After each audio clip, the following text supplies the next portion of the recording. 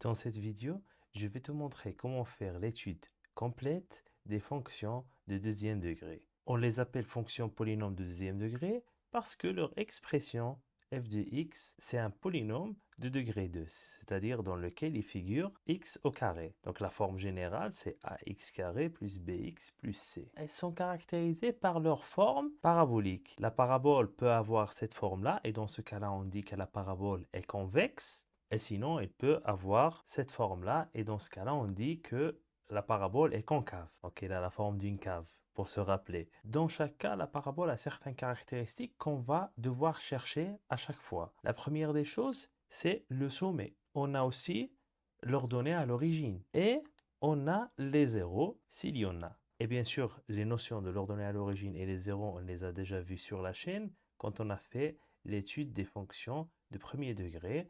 Je te laisse le lien vers la série des vidéos et je te conseille d'aller les voir si tu ne les as pas encore vues ou bien si tu as oublié ces notions. Mais je te rappelle rapidement que l'ordonnée à l'origine, c'est là où notre fonction coupe l'axe vertical et les zéros, c'est là où notre fonction coupe l'axe horizontal. Alors, commençons par l'exemple suivant qui est f de x égale x carré plus 2x moins 3. La première des choses qu'on va faire, c'est on va étudier la concavité. C'est-à-dire, on va voir est-ce que ma parabole est convexe ou bien est concave. Cette information est fournie par le a. Ça veut dire que le facteur qui est collé à x carré. Donc ici, dans ce cas-là, on a le a égale à 1. Le 1 est positif. Donc si c'est un chiffre positif, alors la parabole est convexe. Ça veut dire qu'elle aura cette forme-là. Si le cas contraire, on a un a qui est négatif, la parabole elle va être concave. La deuxième des choses, c'est qu'on va voir les zéros. Alors pour trouver les zéros, on a déjà vu en faisant les études de fonctions premier degré qu'il faut résoudre l'équation f de x égale à 0. Donc ici, si je mets f de x égale à 0, c'est une équation de deuxième degré. Donc je dois faire delta. Delta, c'est b au carré moins 4ac. Ça veut dire c'est 2 au carré moins 4 fois 1 fois moins 3. Je calcule, ça me donne 16. Ça me donne un delta positif. Donc j'ai deux solutions, x1 et x2. Alors les formules, tu les connais sûrement. Donc moins b moins racine de delta sur 2a, qui est égal du coup dans ce cas-là à moins 3. Et l'autre solution, c'est moins b plus racine de delta sur 2 fois a, qui est dans ce cas-là 1. Ça veut dire j'ai deux zéros. Moins 3 et 1. Après la concavité et les zéros, je vais aller chercher le sommet. Alors pour déterminer le sommet, il faut déterminer ses coordonnées. Donc, si ça c'est mon sommet il a un x qu'on va appeler xs et il a un y qu'on va appeler ys. Donc, remarque avec moi une chose très importante, c'est que le xs il se trouve exactement au milieu des deux zéros. Et ceci est valable pour toutes les paraboles qui ont deux zéros. Donc, si je veux chercher le xs, je n'ai qu'à faire x1 plus x2 divisé par 2. Ça veut dire prendre le premier zéro plus le deuxième zéro et diviser par 2 pour chercher le milieu. C'est comme si tu fais la moyenne entre les deux pour trouver le milieu. Donc ici, on va faire 1 plus moins 3 ou bien moins 3 plus 1 divisé par 2. Ça fait moins 1. Une fois on a trouvé le xs, pour chercher le ys, ça veut dire l'autre coordonnée, je n'ai qu'à remplacer le moins 1 dans ma fonction. Donc je calcule l'image de xs que je viens de trouver. Ça veut dire que je calcule f de moins 1. Donc je remplace ici, là, bien sûr, le x par moins 1. Ça fait moins 1 au carré plus 2 fois moins 1 moins 3. Je fais le calcul, ça me donne moins 4. Donc le xs c'est moins 1 et le ys c'est moins 4. Et là, je viens de trouver mon sommet. Donc je note s, entre parenthèses, je mets les coordonnées du point. Alors, une dernière chose à chercher, c'est l'ordonnée à l'origine. Et ça, c'est facile. On a vu avec les fonctions premier degré, c'est pareil. Sa définition, c'est l'image de 0.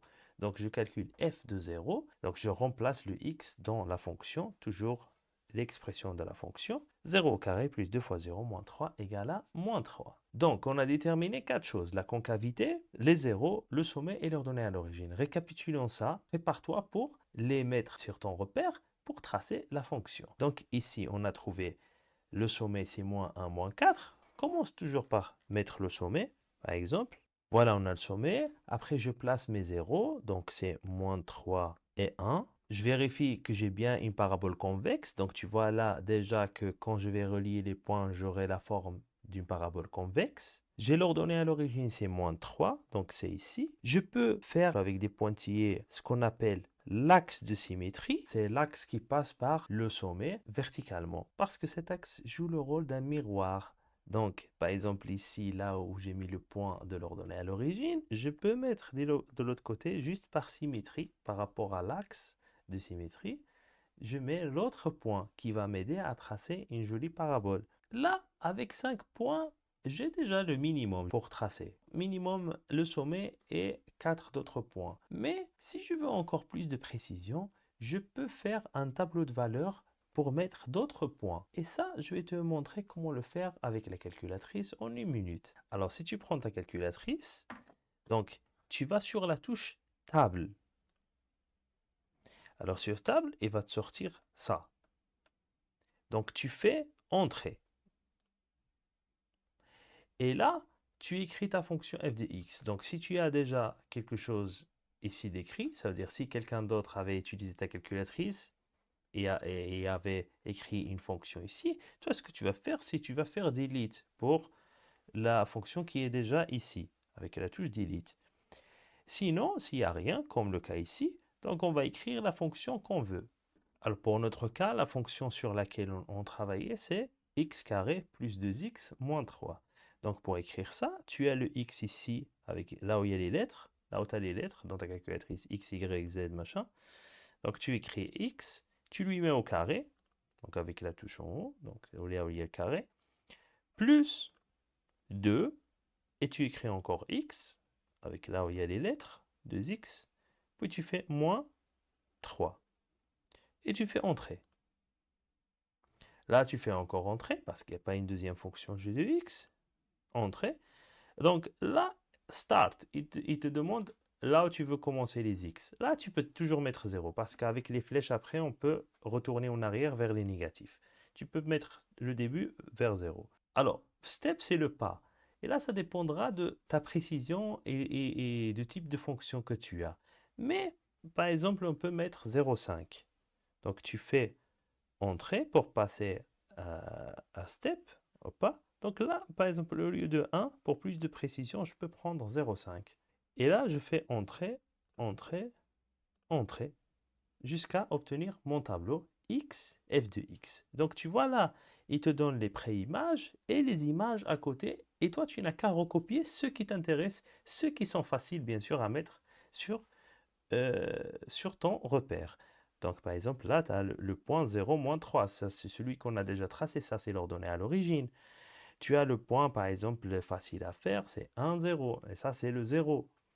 Donc là, ces points-là, on les a déjà mis sur notre repère. Mais si je veux d'autres points, par exemple, si je veux les négatifs, je n'ai qu'à faire la flèche du haut. Donc pour retourner en arrière. Donc là, j'ai moins 0,5, j'ai moins 1, moins 4, par exemple. Ça, c'est le sommet. Donc ça aussi, c'est déjà mis sur mon repère. Je cherche d'autres points. Moi, par exemple, moins 2, moins 3. Pourquoi pas? Moins 3, 0, c'est le 0. Donc c'est déjà mis. J'ai moins 4, 5. Par exemple, c'est bien. Sinon, vers les positifs, si je mets la flèche en bas, j'ai aussi le point 2, 5. J'ai aussi, bon là, ça commence à être trop grand, par exemple. Le 3, 12, je ne vais pas le prendre parce que c'est 12 sur l'axe vertical. Après, ça dépend de l'échelle aussi que tu as choisi. Donc, une fois que tu as ton tableau de valeurs, moi, j'ai choisi ces points-là. J'ai choisi 2 et 5. Donc, 2, 5. J'ai choisi aussi moins 2, moins 3. Bon, là, je l'ai déjà fait avant. Et j'ai choisi aussi moins 4, 5. Donc là, je vais relier ces points-là pour tracer ma parabole. Alors, on essaye de faire soigneusement.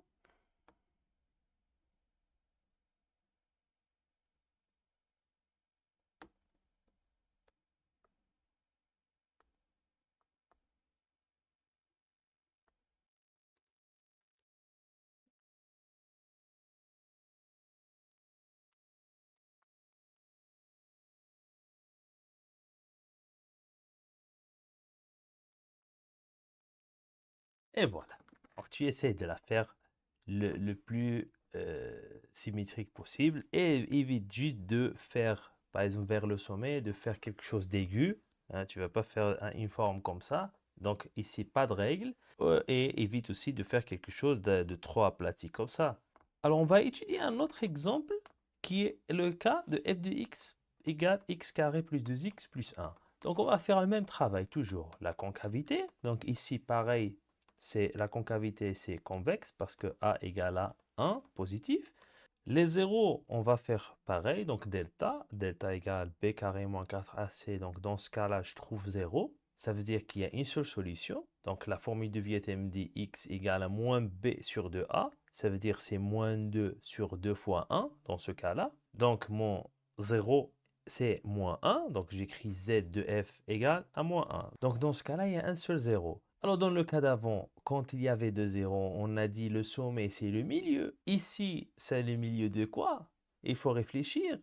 Du coup, le 0 et le sommet, c'est le même point en fait, dans ce cas-là.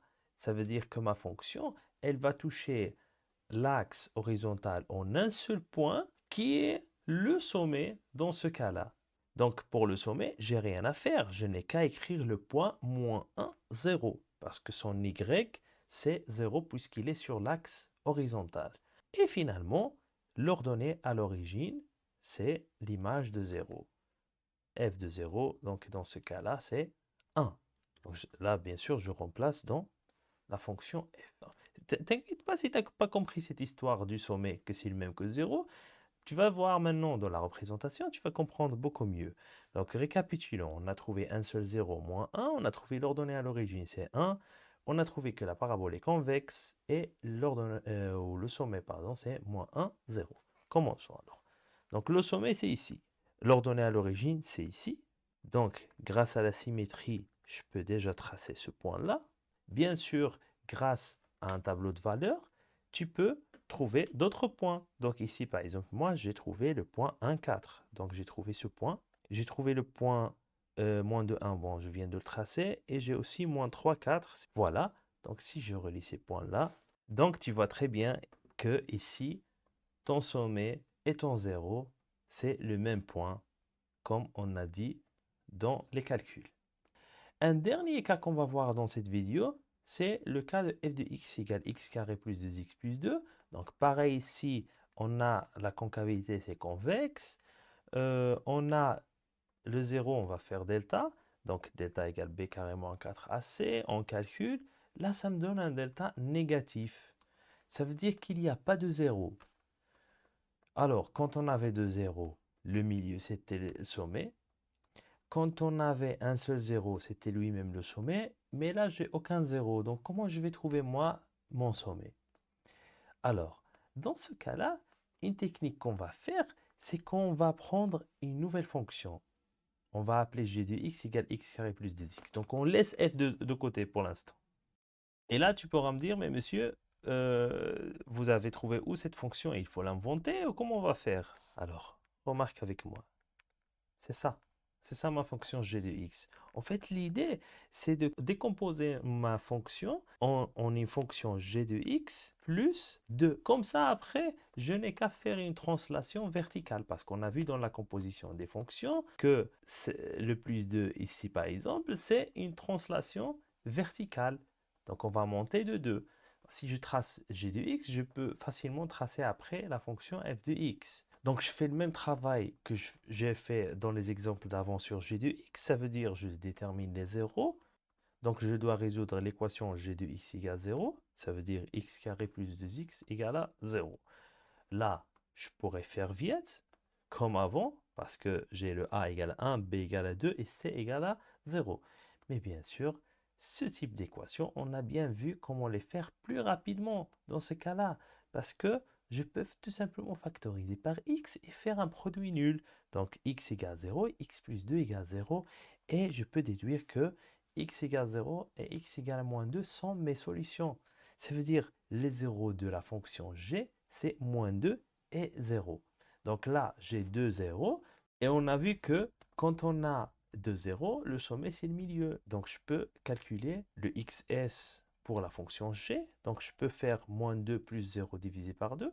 Et puis, je remplace dans G pour trouver le YS. Donc ici, dans ce cas-là, c'est moins 1 aussi. Ça veut dire que le sommet pour la fonction G, c'est moins 1, moins 1. Bien sûr, je peux aussi déterminer l'ordonnée à l'origine. Donc en remplaçant toujours dans G, hein. Là, on est en train de travailler avec G maintenant. Je récapitule tout. Donc, ça, c'est les informations qu'on a trouvées sur la fonction G. Je trace la fonction G comme avant. Donc, tu vois ici que j'ai placé le sommet sur moins 1, moins 1. L'ordonnée à l'origine, c'est ça. Les zéros, c'est moins 2 et 0. Remarque avec moi qu'ici, l'ordonnée à l'origine et le 0, c'est le même point. Et j'ai une parabole convexe. Maintenant, ce que je vais faire, c'est que je vais déplacer certains points. Donc, par exemple, les points là que je viens de mettre. Par exemple, ce point. Quelques points faciles à faire, hein. Quoi d'autre? Par exemple, ce point-là. OK? Je vais tous les déplacer comme ça, vers le haut, de 2. Parce que j'ai f de x, c'est g de x, plus 2. Si j'avais moins 3, j'aurais descendu de 3. Donc ici, ce point, il va venir là. Ce point-là, il va venir ici. Celui-là, il va être là. Celui-là, il va être là. Hein. OK. Celui-là, ici. Celui-là, ici. Et le sommet, il va venir ici. Et je relie les points. Et puis comme ça, j'obtiens ma fonction f. Et voilà, en résumé, on a vu dans cette vidéo donc 3 exemples de fonctions polynômes de deuxième degré sous la forme ax carré plus bx plus c.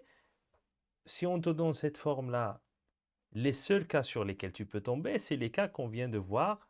Donc, je t'ai montré les 3 cas possibles. Soit tu tombes sur un delta positif, ça veut dire tu as 2 zéros. On a vu comment travailler le cas. Sinon, tu vas tomber sur un delta qui est égal à 0, donc tu as un seul 0, on a vu aussi comment le travailler. Ou sinon, le cas au delta négatif, ça veut dire que tu n'as pas de 0, et on a vu aussi comment travailler ce cas-là. Si tu as d'autres questions, je te lis dans les commentaires.